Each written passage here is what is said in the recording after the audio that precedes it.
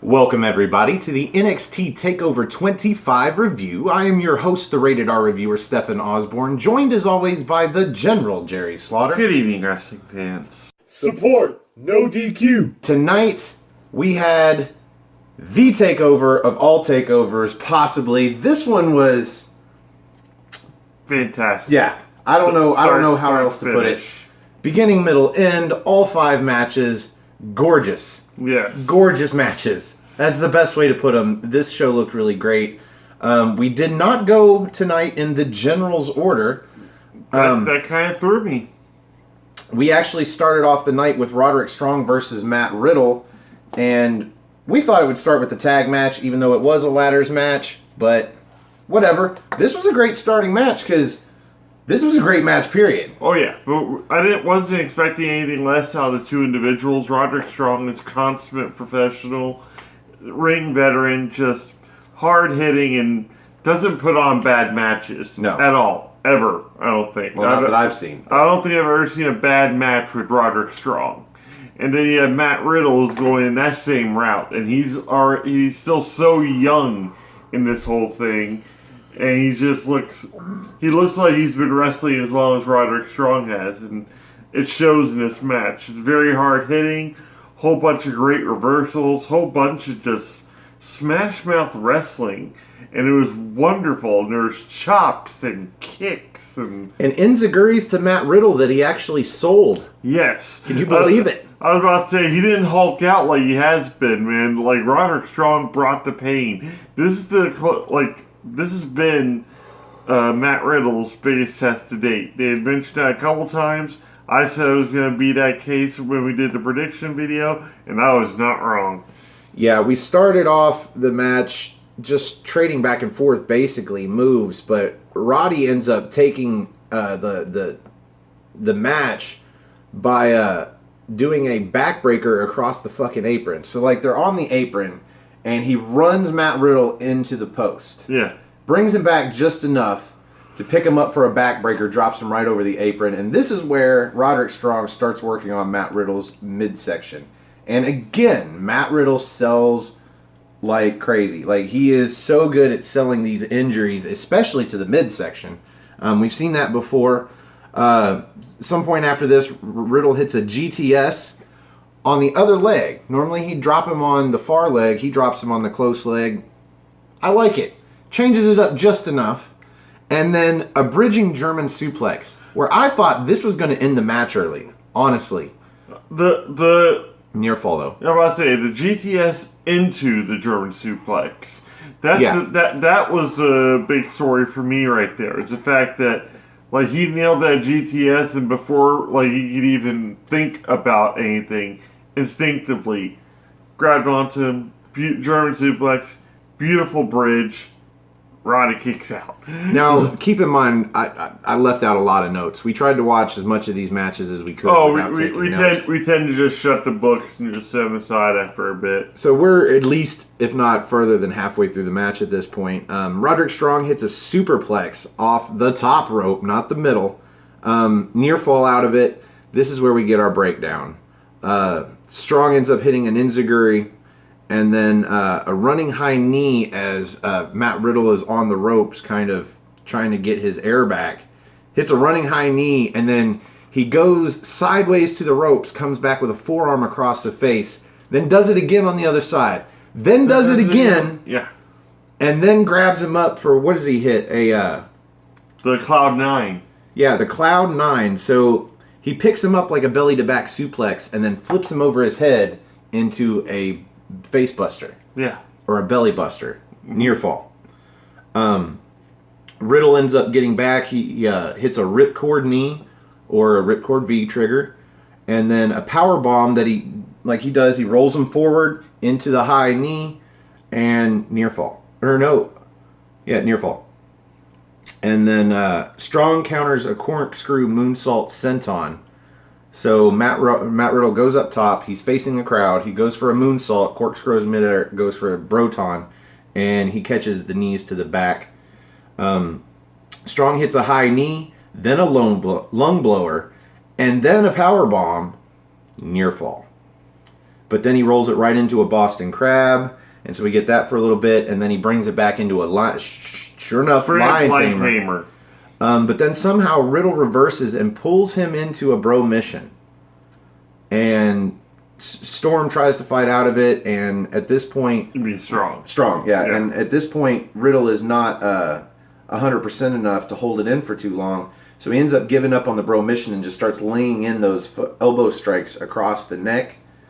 And somewhere in the middle of this, Riddle picks up Strong, and it looks like a tombstone. But then he reaches through his legs, and it basically looks like an inverted Gotch neutralizer. And he calls it, of all things, this is what I think the announcer said over the screams of the audience, the Bro Derek. There's some generic ass fucking pun play there. But anyway, he hits the Bro Derek and pinfall. 1, 2, 3. Breaks out his new move for NXT TakeOver. We figured there was no way that Riddle was losing this one. No. Not 2 in a row. And we were right. Great match. Great way to start the show. But Roderick gave you, like, the inkling that it could happen. And that's... True, there was twice when I thought he was going to get a pinfall. Yeah. So, I couldn't be mad about that result at all, naturally, because we both had said Riddle anyway. Yeah. But... So, great opening match. We move on to, finally, the tag team match. Second for the night. We've got the Street Profits, Montez Ford and Angelo Dawkins versus the Forgotten Sons, Wesley Blake and Steve Cutler. Suspicious by his absence is Jackson Riker. He doesn't even come out there to the stage with them and then go backstage. He just doesn't come out. They're facing Oney Lorcan and Danny Burch, who they're now calling the Brit Am... What was it? Bruisers. Bruisers. The Brit Am Bruisers. It's nice that they have a name. I like it. I don't know if I like it or not. I think it's just a nickname for them, but that actually makes sense that that's what they'd be called. Now, the fourth team in this Fatal 4-Way Ladder match is Undisputed Era, Bobby Fish, and Kyle O'Reilly. And come to find out later, Bobby Fish is actually working through this match with an arm injury. So, it's no surprise you don't see too much out of Bobby Fish, but he gets in there. Oh, yeah. What did you think about the tag team match here? This is hands down like one of the best ladder matches I think I've ever seen. Possibly. Very possibly. Because there is so much shit going on in this match. Like, it starts off just feels like a regular Fatal 4-Way match. You have them pulling off signature moves and everything, just getting that stuff out of the way because we know the high spots are yet to come with the ladder. Right. And... sure enough, they find some innovative uses for that bad boy tonight. So, stuff you don't even see on the main roster. It's like, here's the fucks. The fucks, they just went away. There's like none of them. My first note is where the ladder first gets involved to some of the offense, because you've got Undisputed Era trying to bring the ladder into the ring, and each one's got an end to it. And you know something's coming, because of the way they're holding it. Come on. But they're on the outside. And fucking Wesley Blake, does a tope suicida to the outside into the middle of the ladder, which smacks both of them in the face with the ladder. That was great. And then, eventually everybody gets up from this, and by everybody, I mean not just Undisputed Era and Blake. I'm talking everybody. And Angelo Dawkins goes up top. Yeah. And he comes off the top rope to the outside and clears all. Yep. That was great.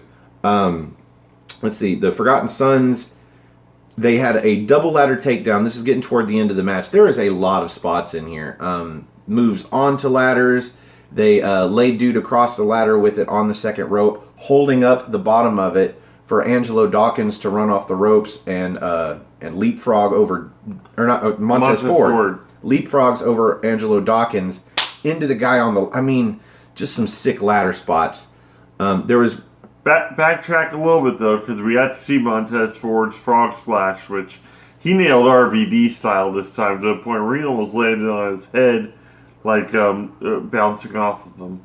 And there was one spot where, I can't remember, it might have been it wasn't the Street Profits, it might have been the Forgotten Sons. They had the ladder, both of them in the ring, and they both had their heads through the rungs.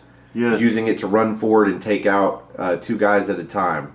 First the Street Profits, then the Undisputed Era, and then Oney Lorcan and Danny Burch actually duck under the hit, come back around and hit a double suplex that throws the ladder fucking where the fuck ever. It almost takes out O'Reilly. Like his back looks like it's been tore up at the end of this match. So the Forgotten Sons have a double ladder takedown to the Street Profits. That's where Undisputed Era. So yeah, that's what I was talking about. And then Lorcan and Burch hit an electric chair European uppercut to one of the members of the there's too many teams here. The Forgotten Sons. And then the Street Profits hit a Doomsday Blockbuster. And O'Reilly is lone in the ring. And he looks to go up the ladder. But then Jackson Riker comes out. And he comes down to the ring. And he just starts laying everybody out. Chokeslam here. Fucking bomb there. He's just laying everybody out. But eventually, Montez Ford gets him across the back with a forearm. And then everybody starts coming back in the ring. And everybody takes out Jackson Riker. Beat down. They grab a ladder. 6 guys holding a ladder, slamming it into Jackson Riker's back. Much the same way that Undisputed Era did at the end of the show last Wednesday. Mm-hmm. And then the Forgotten Sons end up coming into the ring and dump the Undisputed Era and Lorcan and Burch off of 2 separate ladders set up side by side. And they start climbing the one ladder that remains, only for Dawkins to come in, spear one guy out from under the ladder who's trying to hold it steady. And then Montez Ford does a leapfrog from the corner onto the ladder, surprising the fuck out of, I think it was Blake. Yeah. Punches him in the face, knocks him clear off the ladder, ascends one more rung. And our new NXT Tag Team Champions, as I called it, The Street Profits, Montez Ford, Angelo Dawkins. God, it must feel sweet. It is their first time on an NXT TakeOver, and they won the tag team titles in an awesome match. Awesome. I thoroughly enjoyed this. At this point, I'm on cloud 9 myself after 2 matches. We've still got another hour and a half of TakeOver to go, and I'm like, I don't know if it can get any better than this. I actually had the question at the end of the match. I was like, is this the first homegrown superstar that they've had in a while that's actually, become NXT champion or NXT tag champion at that? And I'm thinking that it may be the case because anybody else that's come through that's won the belts has been pretty well established. So for finally some Performance Center stars to actually win the big one at a TakeOver event, let alone their first one, let alone the milestone 25th one. Yeah, that's huge. It's awesome. I was like, don't get me wrong, felt bad the Forgotten Sons didn't win, but at the same time, they'll get their time. But right now, I agree, Street Profits time. Love those guys to death. Congratulations. Absolutely. So up next, we've got our North American Championship match. Tyler Breeze versus Velveteen Dream, the defending champ. And again, man, I have 3 or 4 notes for this match because I just wanted to sit back and watch because I knew these two were going to pull off a clinic. I had no idea that Tyler Breeze was going to be as fucking vicious as he was. Oh, yeah. He was amazing in this match. Mm-hmm. First half of the match, he looked like a heel. At one point, he drags Velveteen Dream by the leg over to the corner and just wraps his leg around that post. And it looked like it hurt. Yeah. I mean, a lot of times that leg wrap doesn't really look like it hurt. This one did. What do you think about this match? You kind of already knew going into the match that it was going to be a lot of cockiness at the beginning, a lot of showboating, a lot of posing and whatnot. But then once it started really breaking down, they were out for blood. They were just beating the holy hell out of each other. Like, Tyler Breeze, I've seen him wrestle a couple matches. I haven't really been high on him in any way, shape, or form because he just seemed more gimmicky to me than anything else. But now I'm seeing the mass appeal in him. Now I'm seeing that vicious side. Now I'm seeing the driven side. If he stays in NXT longer, I can see him wearing gold as well. But at the same time, Velveteen Dream got in his head, did what he did, and also was able to. Obviously, he did some studying up on Tyler Breeze too. Yeah, definitely. He definitely knew him almost hold for hold. He's been watching a lot of SmackDown or wherever else like Tyler Breeze got bounced around to because he knew Main event. where to strike. He's been watching a lot of main event. Yeah, that he wasn't on. But the match itself was just brilliant. The aftermatch was brilliant. Everything about this match was just laid out beautifully. And I like to show respect at the end. And that's become kind of a staple for Velveteen Dream. I think it's become a staple since his feud with Aleister Black even.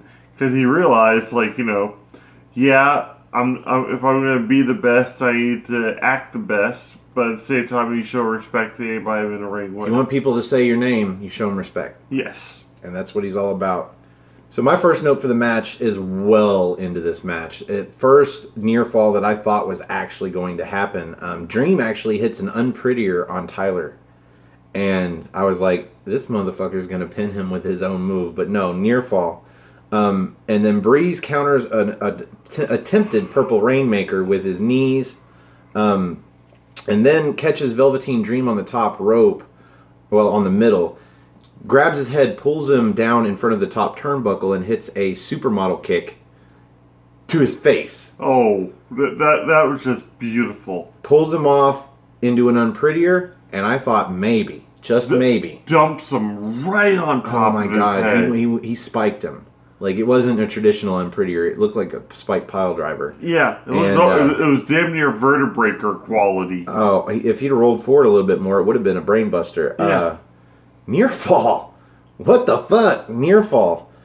So this is where the match kind of breaks down a little bit. Dream goes to the outside, and he ends up where Tyler's not trying to get the win by a 10 count, so he's talking to the ref. Well, while he's talking to the ref, trying to get the ref to stop the 10 count, Velveteen Dream grabs the title, and he gets up on the apron, and Tyler Breeze snatches the title away, throws it at the ref, distracted just long enough to turn around into an instant Dream Valley driver, goes right up top, Purple Rainmaker, 1, 2, 3, Velveteen Dream retains. Yeah. Seemed like a little bit of a heel move, but it seemed like at points in this match, both of them were playing heel. Mm-hmm. So I really dig this. Velveteen Dream just did it better. And as you said, at the end of the match, after the pinfall, we had the show of respect, which is both of them being babyface. Tyler asks him for a selfie. And we get a selfie between Tyler Breeze and Velveteen Dream with the title right there. They show it up on the big screen. And then as soon as the selfie's done, Dream poses, and he gets the fuck out of there because he saved his title. And you can tell that, Tyler Breeze is dejected in the ring, but at the same time, he can't be mad either because they put on an awesome match. This is true. He has a moment in the spotlight with Dream, and I won't say they stole the show, but God, pretty much everybody did in this one. So after this match, we get our first official cutaway that is not a video package for the next match. This is a video package for Damian Priest. Yeah. And as Jerry said while we were watching the show, if they're going to give you this kind of hype during an NXT TakeOver, they're about to do something with this guy. So I look forward to his re-debut under the name Damian Priest. This is former, what's his name? Punishment Martinez. Yeah, Punishment Martinez. I'm not sure I like the irony of his name because it's really on the nose, but I like Damian Priest a lot better than Punishment Martinez. Yeah. Just saying. Up next, we've got our Women's Championship match, Io Shirai versus the champion Shayna Baszler, who leaves Jessamine Duke and Marina Shafir backstage on her way out. They're not going to stay there. Shayna Baszler. We know they're not going to stay there. But for now, it is one-on-one. This match was everything I figured it was going to be. Honestly, a little bit more. I was actually entertained by Io Shirai here and there. They call her the genius of the sky, but really, her finisher is a moonsault. Yeah. I mean, that's not, It's not exactly a 450 or a... I think it is called that because, like, it kind of rhymes and flows. Sure. The G, so the KK. sky. Io Shirai. So my first note in this match was a Baszler stomp, which they are now calling the reality check. And by that, I hope you guys know what I mean. It's that stomp on the elbow where Shirai's arm is like this. But I call this an inverted because in this case, Shirai was on her back and her arm was above her head like that. And good God, that looked like it hurt. Mm-hmm. Baszler ends up... Yeah, I have no other notes. Honestly, I have no other notes for this match other than the fact that eventually Duke and Shafir do come out, but they are caught halfway to the ring by Candice LeRae that comes out with a wicked long kendo stick. This thing is bigger than she is, and she starts swinging for the fences on both of them. At one point, I think Shafir grabs her around the waist and holds her up, but she is still swinging and connecting with Duke. Ends up getting dropped, swings one more at Shafir, then gets up on the steps, the ring steps, comes off with a crossbody to both of them, takes them out. But, and I say but, I did pick Io Shirai to win here, and she does not. She gets caught in the Kirifuda clutch out of what she attempted. It was like a roll-up pinfall, but I knew what was coming based on the roll-up, because Shayna Baszler just sits forward and locks it in the Kirifuda. And to her credit, Io tries to get to the ropes, and she starts fading a couple of times only to come back, but eventually it's just too much. And she does about the lightest tap out I've ever seen. Yeah. Because she's this close to passing out, I'm assuming. And Shayna Baszler wins.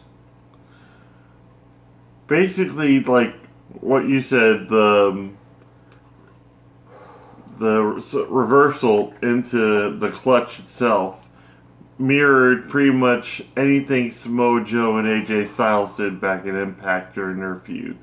Because it was pretty much almost the same kind of reversal. More of this, like me comparing Shayna Baszler to Samoa Joe. Everything about them, the reversals, their like mixed martial arts backgrounds, their just in-ring style, attitude. There's one point where it looked like Io Shirai was going to fly outside and Baszler just did the whole walk away thing, but Io Shirai had scouted and went around the other way. The baseball slide knocking Baszler down, yeah. Yeah, so you saw a lot of like viciousness come out of Io Shirai, and weirdly enough, it didn't stop at the end of the match. No, after the pinfall, by the time Shirai gets back to her feet, she finds the kendo stick, and she gets back in the ring, and she lays out Shayna Baszler, just whacking away. And then she goes for a moonsault, hits it. Then she goes back up and yells down to Candice LeRae to get under the ring and get her a chair. And I'm like, oh, this is getting good. It's getting good. I was about to say a complete nod to Balls Mahoney here. Moonsault off the top with a chair onto Baszler. Baszler looks like she can barely move, let alone get up. She refuses the ref holding up her arm. She ends up just crumbling back to the mat. And we go to break as she's halfway out of the ring trying to roll out and can't. Her back is just lit up. Let's talk about the crowd for a second. Because the crowd used a chant that we usually like have, reserved for people who just won a championship or getting called up. They chanted, "You deserve it," to Shayna Baszler. Yeah. After she got the holy hell knocked out of her by Shirai. So, I guess it is what it is there. Yeah, that was insane. So after this match, before the main event, we get our favorite announcement of the night. Because you guys know we do the NXT party. We have been covering NXT UK since inception. And we are finally getting our second NXT UK TakeOver. It will be TakeOver Cardiff on Saturday, August 31st at 3 p.m. And Jerry had an interesting note here, and I'm sure a lot of you picked up on it. What was your note, Jerry? Same day as AEW's All Out. Yeah, so that is going to be fairly interesting. But we'll save that for an NXT party to discuss. On to the main event. Yes. This was given 45 minutes. And rightfully so. Probably 40 once they were done making it to the ring, but I got to mention Adam Cole's entrance. He had Josiah Williams, who is, I don't know if he's a freestyle or what, but he's a rapper. And he was rapping to the Undisputed Era's music for Adam Cole. And it's pretty good. It sounded great. I don't know about great, but it was pretty good. It was pretty good. Pretty good. So we've got Adam Cole challenging Johnny Gargano, who is the NXT champion, for the NXT championship. One fall this time, and god damn, what a match. I was about to say, like, even the crowd was buzzing, and the crowd seemed like it was more 65-35 Adam Cole. Unbelievably, but he is correct. Maybe 60-40, but still, more fans of Adam Cole, I would have to say. His chants were off the charts. I've got several notes here. Actually, I don't think as many notes as the opening match, but still. Before I break this down and we get to the end of this show, what did you think about the main event, Jerry? For the longest time since Gargano actually won the belt, I felt it was kind of like a cheap victory. Because I think they pretty much threw the belt on Gargano as kind of like a sympathy thing because of Ciampa's injury. Yeah, feel-good moment. And it was supposed to be that feel-good moment and everything. And that the belt was ultimately going to end up on Cole at some point. That I think it was going to be, like, what am I going to say, this soon? Not really. But at the same time, I can't be mad about this. Because I'm glad that Adam Cole finally gets his moment. And the moment is much deserved because he did this by on his himself. own. That is the main thing here. There's a little bit of trickery involved, not gonna lie, but at the same time, mind games are important in wrestling. You say a little bit. I say there was a lot of shenanigans in this match. Yeah. A lot of shenanigans in this match, but it still remained one-on-one. Yeah. At no point did any member of the Undisputed Era come out until after the match. But God, wow, what a match! I like whenever I say anything like shenanigans, it's usually like somebody coming out to help. If there's a weapon or anything else kind of involved in it, it's fuckery. It's fuckery. Okay, yes. So plenty of fuckery. Yes, but nothing actually gets used, which is interesting.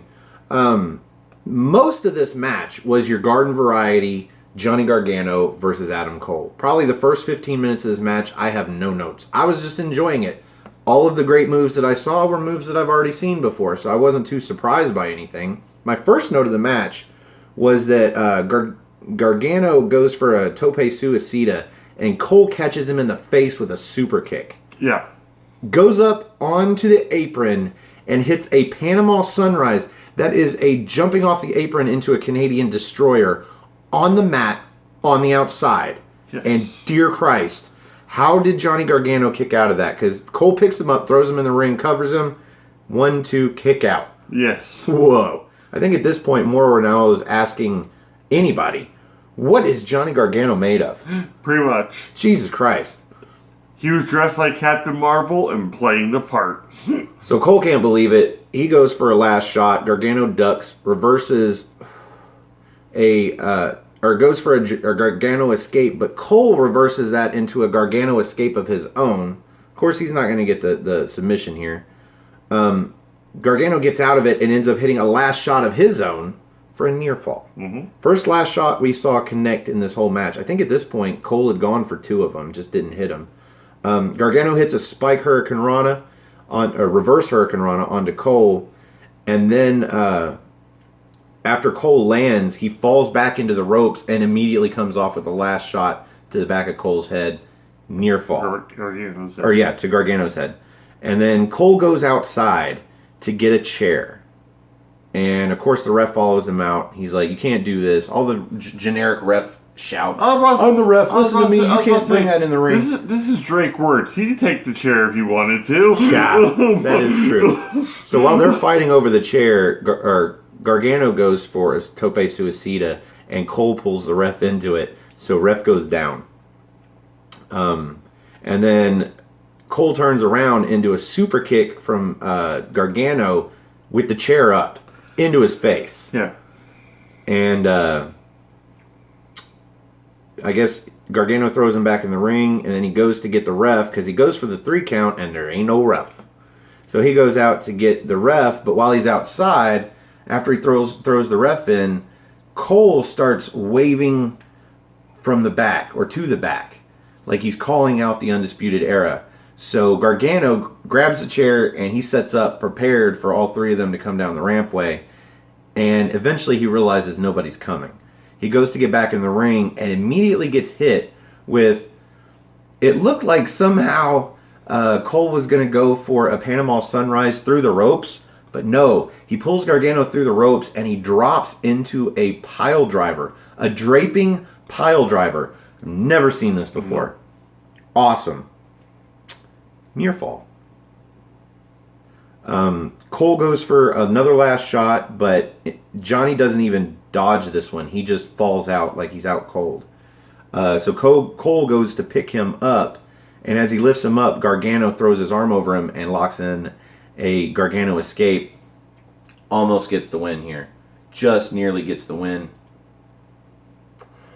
Cole fights out. He ends up hitting, finally, a Panama Sunrise after a failed attempt. Panama Sunrise immediately into a last shot. 1, 2, 3. Your new NXT champion, believe it or fucking not, Adam Cole. Baby. Okay. And this is where the Undisputed Era all come out and they celebrate with them. Bring Bobby them up on their Fish shoulders. fully in a sling. Yep. Bobby Fish has got his left arm in a sling, so we know he was working injured. But Jesus, wow, what a match. And like I said, I missed most of this match on notes. Totally worth seeing. Well, it's not even that. With any takeover event, you really don't like taking a lot of notes because there's so many instant replays going on. There's so many crowd reactions. You have to watch Morrow on the side of the ring. There's not one moment that you can really blink on Takeover show. Oh, no. It's one of those matches. It's one of those events you have to sit and watch because No pre-breaks without a pause button. it's like we're talking about the matches, or you just talk about like maybe 10%, maybe 15% of the high spots. Yeah. For these matches. Yeah, we missed a lot of stuff because we were just enjoying the show. Yes, it's not even, we didn't miss it. We were just either reacting to it or just we're like, this is something that needs to be seen to believe. Well, I mean, we missed the notes on it. Yeah, is what I mean. But yeah, there were so many stories in this match. You had the right leg of Johnny Gargano. You had the left arm of Adam Cole. You had Adam Cole and all of his trickery. I mean, just this match was awesome, beginning to end. I can't wait to rate this. So let's go on. That brings us to the end of the main event. And here on the show, normally it's What's NXT. Of course, this isn't an NXT show. This is an NXT pay-per-view. But still, we rate the main event using the General's 5-star rating system. And Jerry, out of 5 stars, where do you rate this main event? that's really tough because I want to rate it 4 3/4, but based off the entire card, that would make it 5. So I may actually have to go 5 on this one because the match itself was just fantastic. It was everything that we got in the 2 out of 3 falls match without the extra falls. And there was no interference. There was none of that stuff involved. Granted, the chair came into play, but it didn't come into play heavily. If anything, the only thing that the chair stood to do was phase Adam Cole for like 5 seconds. Oh yeah, we did have the super kick through the chair. Yeah, and other than that, there was really nothing else going on that really played much levy into this match. Adam Cole won this fucking match. He went into the match saying he was going to win it. He said he should have won the first one, which, by all accounts, he probably should have. But at the same time, he played up the heel card so hard, but the fans were so solidly behind him that, man, it was just awesome. And there were moments, that's another thing I really judged by it, where I had to look over at you because you're like, okay, that's it.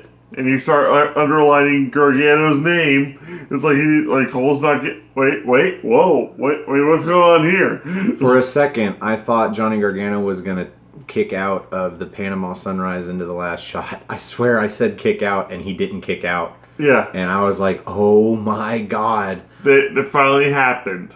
I'm pretty sure we woke up my neighbors at least 3 times during this show. Oh, especially during the spot you just said. I was like, oh shit, it's like 5 o'clock in the morning. Yeah. So, but yeah, based on that match and an awesome show. So I'm going to go ahead and give the match itself 4 3/4. But you're giving the main event a 5-star. There ain't nothing wrong with that. This is NXT TakeOver. I was about to say, let me do you one better. All right. Because for me, this was a perfect match. There were no botches. Everything was fluid. They had multiple stories going on. If the Undisputed Era had come out and caused shenanigans for Cole to win this match, I would agree. 4 3/4. But you had the Undisputed Era interrupt without interrupting. This was so great. I don't know if I've ever seen somebody get away with the fake call out of the reinforcements. So good. And then to follow that up with a move I've never seen before. I mean, Johnny Gargano hit the draping DDT much the way that Ciampa did, but Cole immediately rolled outside. Like, I think that's what set up the precedent for all that outside stuff right there. But yeah, this was a 5-star match. It was brilliantly and coming off the back of a fantastic show, I am giving this main event the first ever 5 1/4 stars. 5 1/4. I am going as high as you can possibly fucking go on this show. It's 5 like 1/4. It's like that half sticker is like hanging off the top, or like almost quarter of stickers up there. This was so good. Don't listen to us about it. Go watch it for yourself. It is well worth it. Subscribe for a month to WWE Network. And if you've never subscribed before, it's free. Just go watch this match. Find it on YouTube or wherever. Go watch this match. It was, and I mean in the entirety. If it's got 10 minutes of the match and left out the rest of it, don't worry about that. Go find the full match. Well, wow. I'm about to say, while you're there, go ahead and watch the other 4 because they were instant classics as well. Yeah, I mean, it's only a 2.5 hour show. Watch the whole thing. Yeah, pretty much like any match that we saw tonight was like pretty much main event quality for really any NXT all program. 5 matches tonight were contenders for match of the year. Yeah. All 5, including the women's match, including the non-title match. Yeah. I mean, just awesome show. I highly recommend this one, and not just because it's 25. This was so good. I could keep saying that over and over and over again, but I believe that brings us to the end of this episode. And thank you for joining us. Join us this week for What's NXT, where we will be reviewing NXT, the fallout from the pay-per-view. No, it'll be the dark matches. Oh, well, it'll still be some of the fallout, but only in the backstage. But anyway, we will be reviewing NXT this week. We will also be reviewing NXT UK on our show, The NXT Party, where we like to have guests up on the big screen. I'm not sure who our guest is going to be, but it could be you. If you watch NXT UK and you'd like to help us do a future review of an NXT UK episode, come have a spot of NXT with us. You can find me on Twitter. Go to nodq.com/Stefan. That's STEFAN. Or if you just want to find me on Twitter, it's at Stefan R. Osborne, OSBORNE. As always, the R stands for restricted. You can also find the gentleman on Twitter at NoDQ General, and also my Facebook group Armbar, all capital ARMBAR exclamation point. Come join us for wrestling discussion there, where we talk not just about NXT, we talk about other brands. Yes, and we've talked a lot about NXT today, but that's only because we get so hyped up on Takeover days.